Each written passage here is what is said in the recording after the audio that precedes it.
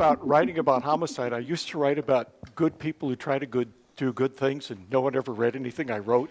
So I started writing about murder, and now I get invitations to speak. And I have to say, a couple years ago, I reached just a wonderful watershed for a historian. I finally made it onto the History Channel for an entire minute. And it was, yeah, and the thing is, of course, we don't have cable, so I never saw the show. But I know that as soon as the conference is over, you're going to want to run out and see it, because my mom said I did a really good job. So, I want to talk. I'm going to start where Kevin left us off last time, and really where Lisa left us off. One of the things is, a lot of you are statisticians. You are mathematicians. And so when we look at a homicide rate where we were in the United States, we talk about exceptional, that we were at 9 per 100,000 per year. For us, we realize the magnitude of that, but most people don't, because they think, well, 9 out of 100,000, that sounds really good. I'm going to be alive next year. And yes, you are. The chances of you getting killed is just, that's kind of small. But the thing is we know you have to multiply that by your life expectancy, because you're exposed to that rate every year of your life. It's not like the politician regenerates, the population regenerates every year. It's the same population. You're here for a while, and that nine is going to take it out of you. So when we take a look, if we suddenly return to that homicide rate that we had for 2/3 of the 20th century, we'd be looking at, again, as Kevin's saying, we'd be looking at now our life expectancy a little longer than when I wrote the book. So we're at 1 out of 140 children born today would be murdered. And how that breaks down by race and by gender as it's defined by the National Center for Health Statistics, you're looking at really, it would be 1 out of every 460 white females would be murdered, 1 out of every 160 white males, 1 out of every 112 non-white females, and 1 out of every 26 non-white males. The Pennsylvania's a little high, but you did the math right, because it's a little higher than that average.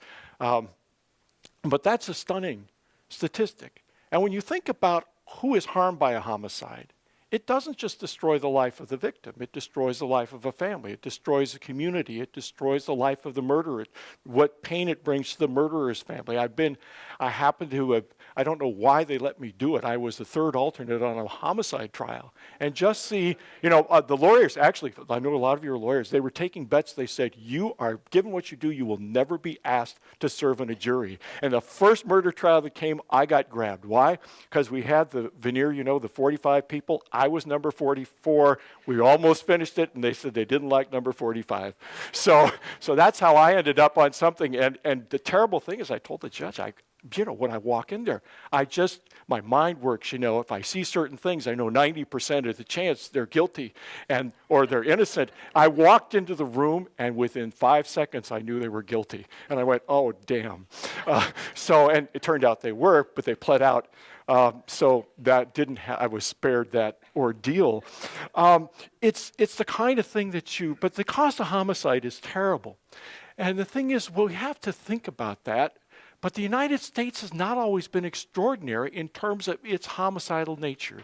Really for most, when we're up at 9 per 100,000, really since World War II, about 60 to 70% of the world's population has lived in societies that were less homicidal than ours. So we're way up above for affluent societies. But we haven't always been there. What we're starting to figure out is if you go back to the period right after our revolution down to the Mexican War and look at the American North or the Mountain South, we were probably the least homicidal place in the Western world. It's hard to imagine that could have been, but we're quite convinced now that we were very different from that. And when you take a look back, we think of African Americans as being the most likely to be victimized and the most likely to commit murder. That is a pattern we've seen since the 1890s. You go back before the 1890s, from the mid-18th century through much of the 19th century, you'll see that African Americans are actually no more likely to be victimized than most poor people. And actually, because of the white violence against them, when you take a look at commission, African Americans may have been less homicidal for most of our history than white Americans. You go the whole scope of our history, it's white Americans, particularly white supremacists, who've done most of the murdering. And so we distort our past and we lose faith in the possibility of our country sometimes when we have just that, look at that little part. But of course, we're down to about 5 to 6 per 100,000 now. At that rate, we're looking at really nearly 1 of every 200 children born in this country will still be murdered. So that's a very high rate. And so I think about, why is this? Why do we have this kind of puzzling patterns that we have? Why we're out of bounds now and we were so different in the past? Well, I want to throw you kind of a curve here and talk about murder generally and how we try to figure it out. We try to look at lots of different places over long periods of time to try to see what we can have pop out. And I could talk to you about my data, how we try to look at multiple sources, how we account for missing data, how we include, forensic anthropology to try to look at those patterns in the bones. We can't look at soft tissue, but other sorts of things. And we try to look at these patterns. But what we found is that different kinds of homicide have very different periodicity, very different kinds of causes. And so it's a great problem to try to talk about murder as a whole. And so I like to talk about murders of children by parents or caregivers under the age of, say, children under the age of 15 for a little while here. And what I want to get at here is that when we look at that over long periods of time, and it takes hundreds of years to see these curves inflect, you'll see that right up from, say, the 16th century, right up through the 19th century, that the homicide rate of children at all ages by their parents and caregivers, it would nest for newborns, for infants, for older children. They nest. Everywhere I've looked, whether it's England and France with official records or with the kind of painstaking work my colleagues and I do to reconstruct in Ohio, New England, the Chesapeake, everywhere we've looked, it's the inverse of the birth rate. Everywhere it's the inverse of the birth rate. So when the birth rate is low, the murder rate of children at all ages by parents or caregivers are high. And when the birth rate is high, the murder rate is low. You just see these long, smooth curves. And the first time I saw that pattern, I said, what the heck? I had no idea. Of course, I saw these long, smooth curves, and I said, maybe it's birth rate, And when it comes, and it fits with a lot of the papers we're reading today. Those murders of children, they fit with virtually every measure of the welfare of young parents and children. So in other words, when life expectancy for children is high, they're not murdered. When the average adult height of a generation is high, which means the good net nutrition, there's plenty of food, the disease, that's when children aren't killed. You see, when parents can marry at a young age, when they can have an illegitimate child and not have it stigmatize them for the rest of their lives, when those kinds of things happen, you'll see the murder rate of children is low. And so when we look at it, it becomes a kind of a function of fertility. It's a kind of the cost of children relative to parental resources and relative to parental ambitions for themselves and their children. Of course, if I have more ambitions, it means that my children are going to be more expensive, isn't it? I want fewer children, I'm going to put more resources on, I want more for me. And we all think of this as progress. But that's what's really driving the decline in fertility in the 19th century. And what happens, you see, in England, what happens in the United States is we see murder rate of children going up again in the mid-19th century. And we can even see it in the bones of the cemeteries from the 19th century now. You look at those bones, and you can see the signs of a repeated spiral fracture of the arms and legs, which are coming into the picture in the mid-19th century when these murders start to peak. So, and again, anybody can have this. If your child is skiing, they could come in with that twisting spiral fracture, but boy, when you walk into the emergency room today with one twisting spiral fracture of the arm or leg in your child, you're going to get a going over. You're going to get such a pointing, as my son would say. You're going to really get, but this repeated stuff, you can really see that it's fitting with the epidemiology. So it's stunning to see how those patterns work. And right now our forensics are much better. My colleagues at Nationwide Children's Hospital in Columbus have teamed up with the folks who are at the Children's Hospital in Pittsburgh, and they're trying to do state-of-the-art fetal death investigations, infant and child death reviews, and such to really look at these patterns. And they found out that they can look at this so finely that they knew when the recession of 2001 and when the recession of 2007 began to the month before any economist suspected it, because they could see it in the battered bodies of children coming into the emergency rooms. So these patterns are right there. So how do we think about that? Now, of course, culture matters. When you look at our country, circumstance matters. We probably had the lowest child murder rate in the Western world in the mid-18th century through the early 19th century, because this was a great place, particularly for European American children. But even African American children had a very low risk of homicide. We've got some pretty good data, actually, very low risk, because resistance to slavery really became a matter of making sure your children survived. Having those children survive against all those odds was so pivotal to the African American community under slavery that you see child murder is very, very rare. So your chances, we were probably, again, looking at it, the least homicidal place towards children. But when you look at us among affluent societies today, we're number 3 in terms of our murder rate for children. We've gone a very different direction. And if you take a look at what's happened to the average heights of our poorest 20% of our population, it started to go down. We know life expectancy is going down for some of those groups. We can see all of these things trending the other way, and it fits into some of these general welfare measures, the kinds of social support that we see, why we're no longer the tallest people on earth. A lot of these things are fitting together. So we think about these big patterns over long periods of time. Now, what I think when we talk about murder, what we're really thinking about mostly is murders among unrelated adults.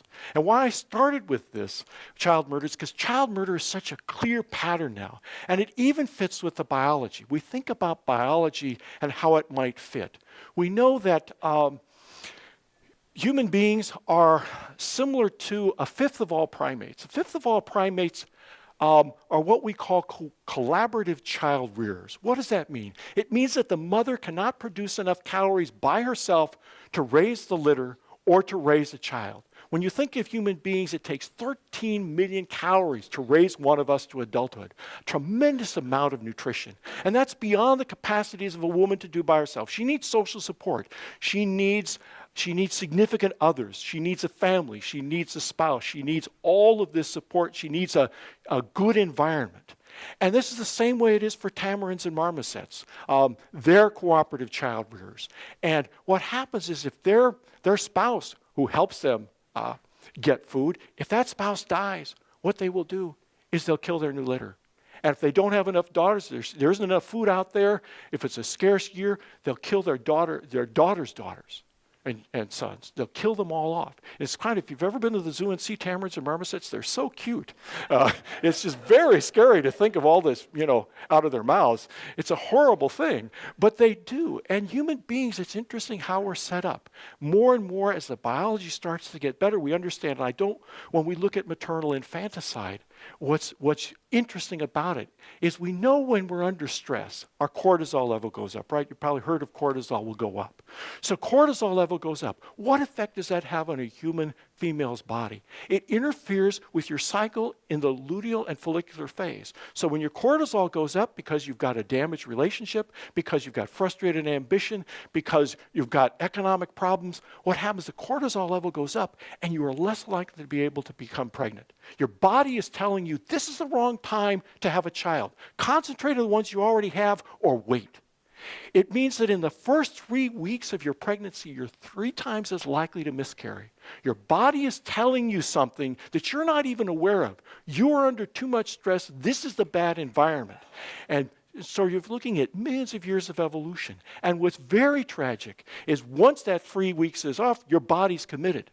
But if your cortisol level is high after birth, it interferes with your ability to bond with your child. When you have a normal cortisol response, when that child cries, you bond with it because you are suddenly alert, you're attentive, you're aware, you're focused, and it helps you connect.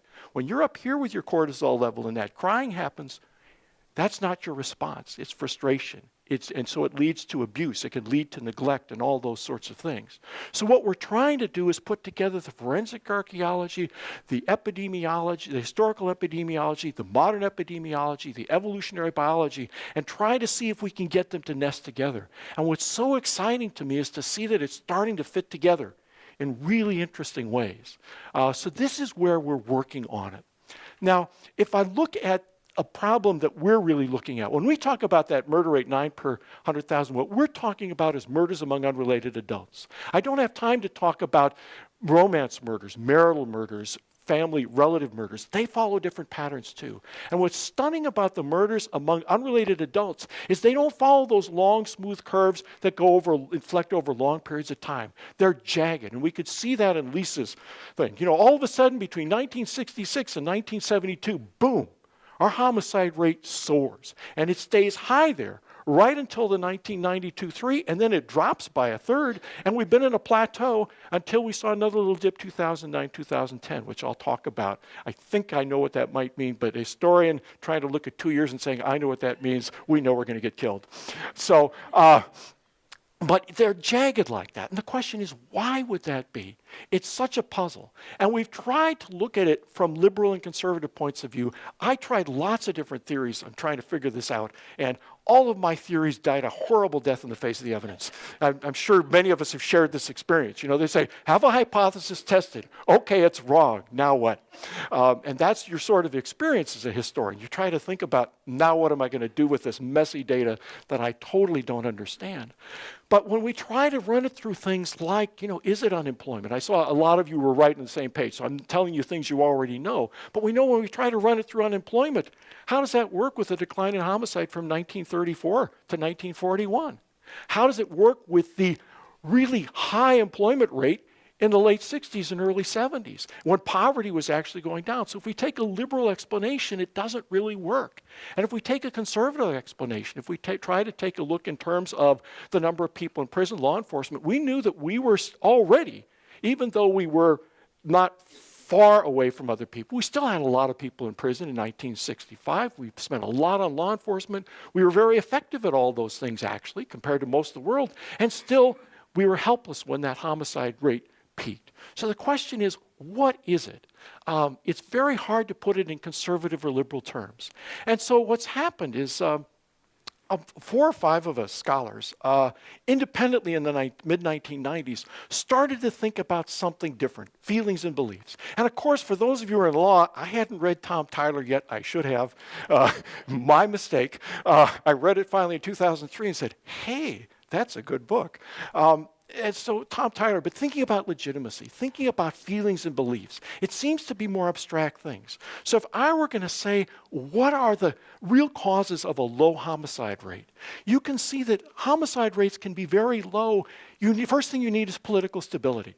You need political stability. You see the biggest spikes we see in homicide happen during revolutions, civil wars, hostile military takeovers, contested frontiers. And I'm not talking about the battle deaths. I'm talking about everyday kinds of homicides that are occurring.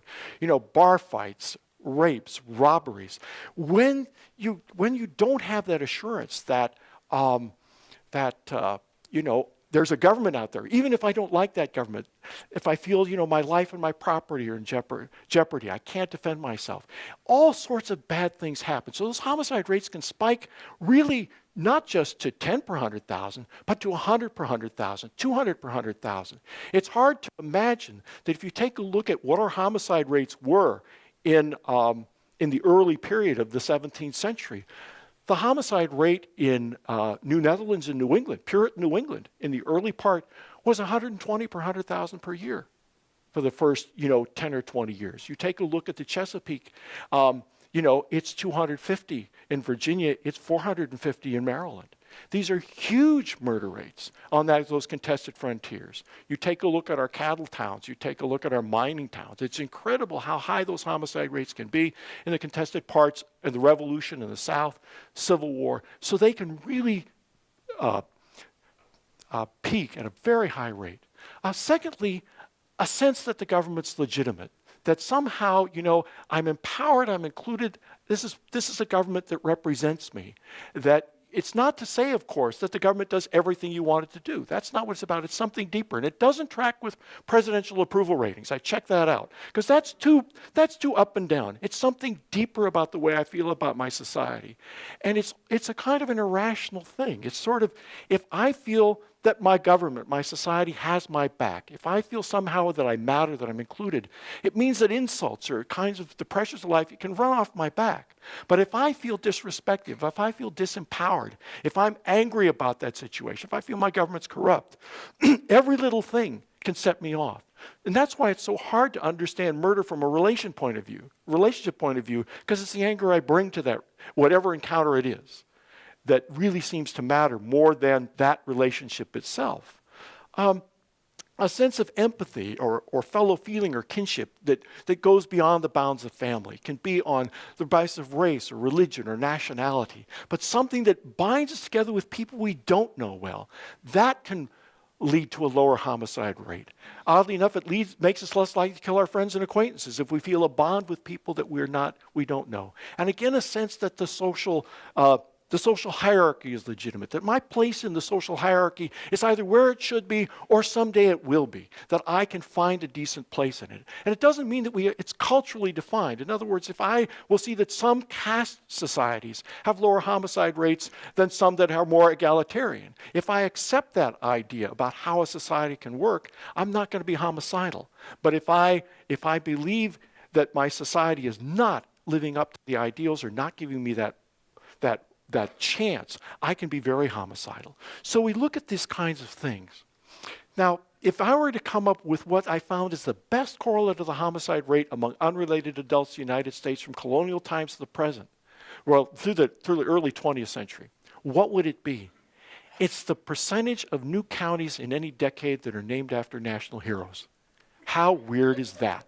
And it's British heroes in the colonial period. It's American heroes in the American period. And when did that peak? It jumped after the Glorious Revolution to 80%.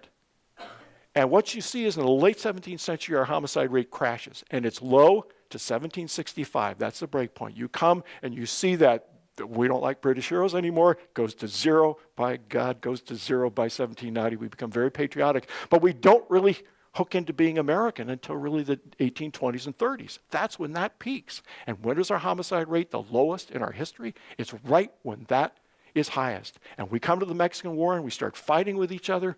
The rate goes down, our murder rate goes up. It's the Mexican War is the break point when we start to soar out. And that political catastrophe of the mid-19th century is what made us become the most homicidal society in the Western world. It's that political catastrophe, that loss of fellow feeling. Another thing, hate speech. Hate speech tracks this out too. I've been trying to measure, I'm just writing some things about measuring feelings and beliefs. You think you've got problems with opinion polls, guys. I'm a historian. It's really hard. And so we're trying to find proxies for measuring feelings and beliefs. You take a look at Google Ngrams, which I'm addicted, like I think just about everybody else who's ever used it, is that right? But you trace out these words. And I did this after the book is done. Google Ngrams is there, and I typed out the hate speech that I talked about in the book. I had the humanistic histories that talked about when is our patriotic feeling the highest, when is it the least, when is the hatred over racial issues, racial politics most intense, less intense. And it turned out that when we start to quantify this stuff, the numbers turn out. If you type one word into Google Ngrams, American English from 1800 to 1900, you can track out the murder rate among unrelated adults. Just like that. And the break point is 1846-7. And what's the word? It's the most hateful word in American hate speech. It's the N-word. And the N-word is not just in the 19th century targeted against African Americans. It's targeted against their sympathizers. And the opposite word that they use, maybe it's one is historic, since you're not historians you won't know, it's slave power. Slave power. It's not only against the slave owners, but it's every northern doughface who goes along with them. Tracks out exactly the same way. You watch the homicide rate peak right through the Reconstruction crisis, go down at the end of Reconstruction, comes back up in the 1890s with Jim Crow disfranchisement and that political crisis of the late 19th century. So when you look at that, when you look at the hate speech, you look at this national bonding, it's stunning to see how well it maps this thing out. So I wanted to show you just a couple of slides here to show it's not just in certain places. Let's see if it works now. There we go. Okay.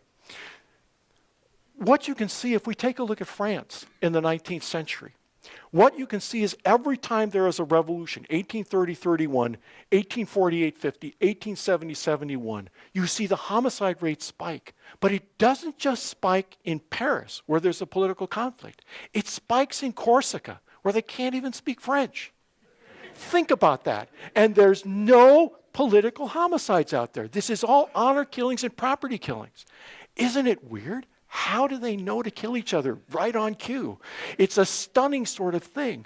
But what happens is that these unconscious processes, this communication, when we see the state break down, we behave differently for some reason. When we lose faith in the country, we behave differently. And what the strangest thing is when we lose a connection with the people that we don't know, we kill our friends and acquaintances.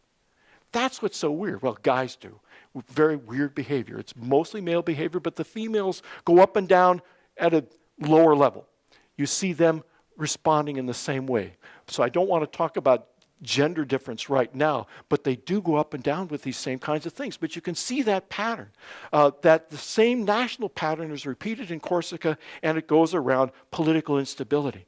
If we take a look at the 19th century too, the early 19th century, Canada's more homicidal than we are outside of Quebec.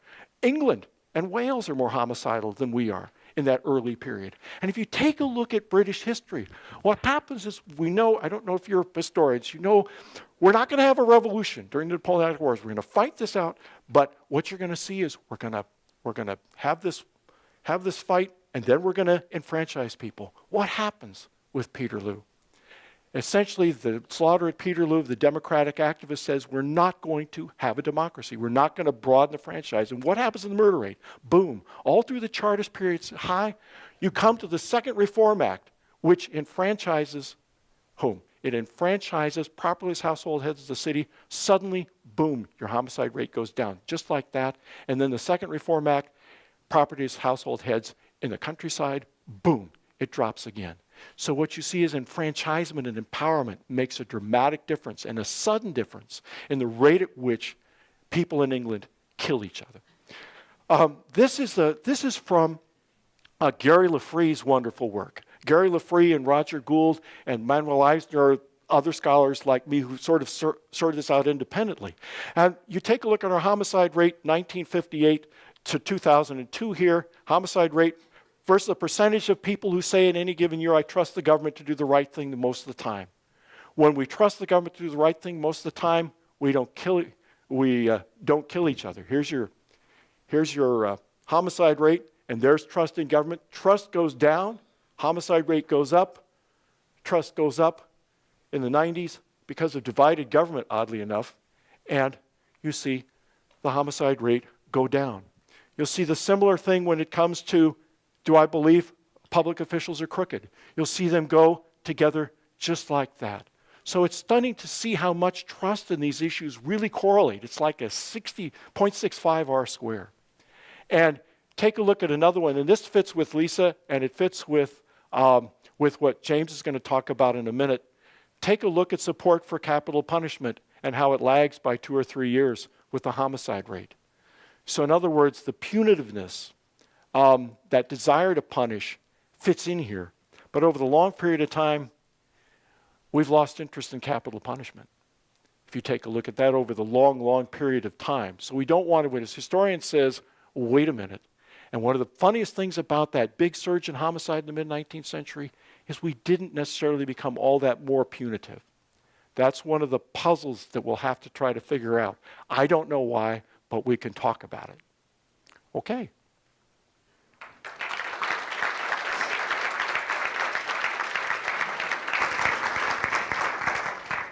So we had an absolute pro who came in exactly at the 30th minute of his allotted time. No, I stopped.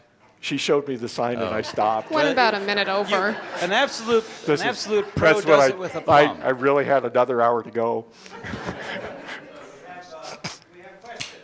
Do we have questions? Well, Randy, that was an absolute tour de force. Thank you very, very much. As a political scientist, when I get 50 years worth of data, I'm excited.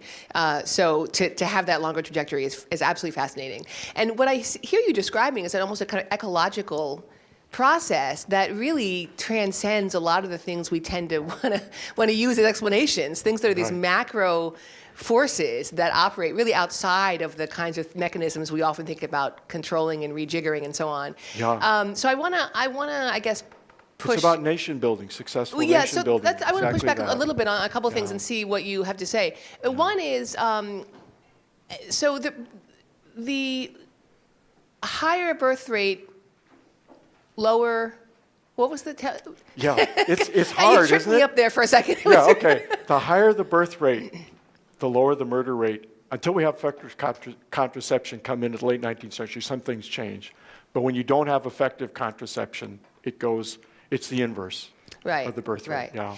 So I guess one question would be, what do you know, how does that, what happens cross-nationally in terms of changes in contraceptive technology and things that might affect different countries having different capacities to establish national policies, offer health care, for example? I mean, would you see those kinds of policies as very related to homicide? Because I think that interests me a lot in terms of what kinds of institutional dynamics can implement those policies more than others. Absolutely. The problem is the timing of effective contraception in the places where we have data that's decent that you can look at this. I mean, still the forensics is a problem.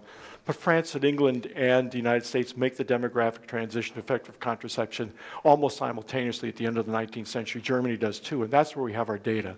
So I don't have a tell on that. But when you look at, there's wonderful work by, when we talk about social policy, there's a wonderful study by Elna Green of Richmond, Virginia, after the Civil War. And as you can imagine, after the Civil War, the child murder rates for black and white children by parents and caregivers are going to go up in the South. It's a terribly devastating thing, and there's a lack of economic development. So these things go up in the late 1860s and 70s. And in 1880s, early 1880s, Virginia opens a home for single mothers and as prospective mothers. And they do something that's advanced. They don't require that you put up your child for adoption. They say, we're going to let you live here for a year after your child is born. We're going to get you a job in domestic service, and we're going to set you up so that you can take your child home and support it. What happens is the neonaticide rate and infanticide rate drops like a rock almost overnight when that's opened up for white children, because it's for whites only. And for the black children who don't have access to that, their homicide rate just keeps following that curve, that fertility curve. So in other words, you can see it very powerfully. You can see that when France in 1825 said, okay, we're not going to allow the convents to have that little swiveling door where you drop the infant, no questions asked, they shut that down in 1825, and you can just watch the dead bodies show up of the newborn children. So social services is tremendously important. And you can look at it too, abortion was very dangerous. And you look at abortion-related deaths go up in the 19th century that came to public attention, which to the point where I can show for Vermont and New Hampshire, which I've done extensively, that I can demonstrate, came to public attention, that 1 out of every 2,500 young women between ages 16 and 25 died in a botched abortion. And in Philadelphia, it's at least 1 out of every 1,500. So you're looking at, when you're looking at that rising ambition, that desire to limit fertility, and in the same period in just what I have in the death records, 1878, 1880, 218 just full-term dead babies dumped. Just ash heaps, no idea who did it, no idea what's there. They're in the rivers, they're on the ash heaps, they're in the garbage, they're in the pigsty behind the house. So all of this stuff, lack of support, and lack of technology is a real issue. Yeah. Thank you. That's more than you wanted to know, huh? It's pretty horrifying.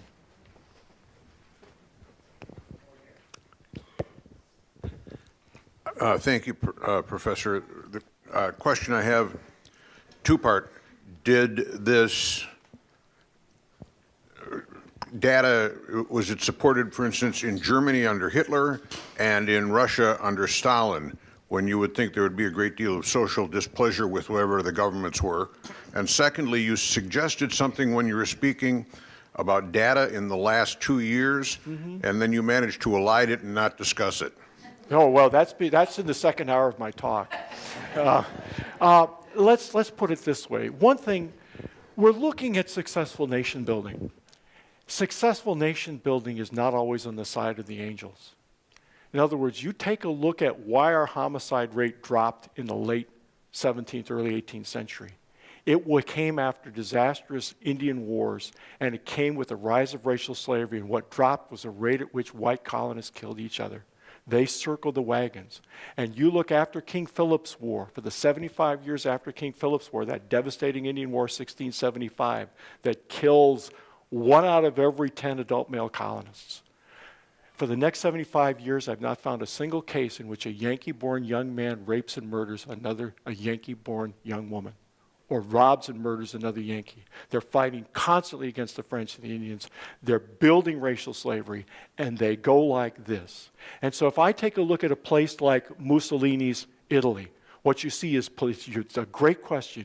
1917 to 1923, the homicide rate spikes with political instability and confusion, and the failings of democracy and the frustrations with it. And what happens when Mussolini comes in, and again, certain groups are going to be targeted, and they're going to be objects of state violence. But what happens to everybody else? When he comes in and builds that sense of national solidarity, the homicide rate drops like a rock. We can see it. We can see the same thing in Napoleon coming in after the French Revolution. Boom. Now, the problem is we don't know about Germany. We don't know the data. We just don't have. What we do have with their trial record shows when Hitler comes in, it drops the first 5 years, and then when they really accelerate the state killings, he stops reporting anything. So, we don't know. But what's tragic is that sometimes when we see real progress, we see the murder rate go up. What happened with our revolution? The American Revolution led to an increase in the murder rate because a principled minority said, we will not tolerate this situation.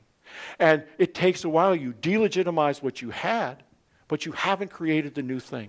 We see the same thing when a principled minority says we're going to limit slavery or we're going to stop it. Our homicide rate goes up because of the division and delegitimization. So a low homicide rate does not mean that the good is prevailing over evil. What it means is that when we try to really change things in a concerted way, and we delegitimize, and we turn against each other, we polarize politically, it means that homicide rate's going to go up. Even if in the long run, once you create a more genuine democracy and more inclusive one, which happened in the North and the Mountain South after the Revolution, you can actually get your homicide rate down way below anything else. I think a successful democracy, they've shown that's your lowest homicide rate. Okay, we have time for one more question, I think, over here. Oh, I have to do that. Hi, I'm Rick 2009, 2010, I can do that. I did guess, put this on History News Network. And it's like I was on C-SPAN, actually, the book channel, and I got emails from all 6 people who saw it. And last time I checked my video, I'm on YouTube, 250 hits, so I'm used to this. So you may have missed it. Most people did. But what I said is that, I was looking at what would happen if candidate Obama won the election. That was my guess. And I thought, if he wins the election, this is not about him personally, but about what this would say for African Americans and other minorities about our country. And I said, after the election, the homicide rate, I think, is going to drop like a rock in American cities because of what this means.